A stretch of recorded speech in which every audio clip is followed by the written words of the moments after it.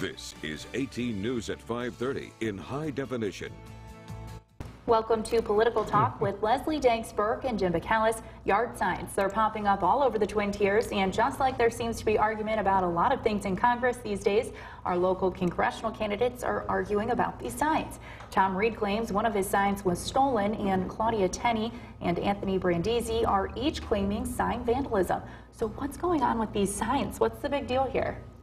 First of all, these are no longer yard signs. These are mini billboards. You see them all along right-of-ways of state highways, every place where they're not supposed to be. So, people are putting them up. People aren't taking them down in a timely fashion.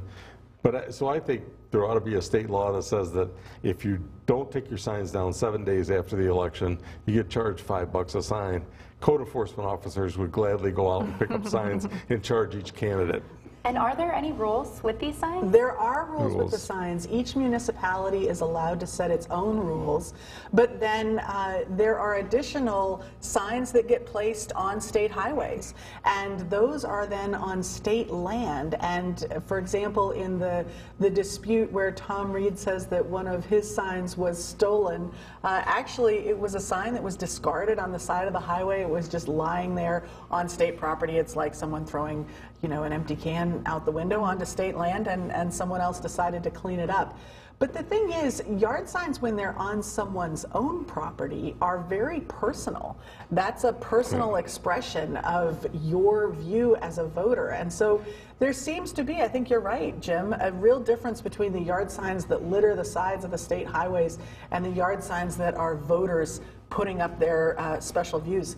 What's happening with Claudia Tenney and Tony Brandisi is that apparently they're each claiming that people are going onto other people's property and defacing those yard signs. So that argument is very different from Tom Reed's campaign throwing away its yard signs on state land. Any final thoughts, Jim? Well, the thing with yard signs is, you're right, Leslie. People put them in their front yard, and in the city of Corning, you can't put them between the sidewalk and the street in that right-of-way. You have to put them on your lawn, but still people put them anywhere they want. And I think the fact is that as long as they do that, they've got to expect that something's going to happen to them. All right. Well, thank you guys both for joining us, and don't forget to check out a new segment of Political Talk next week.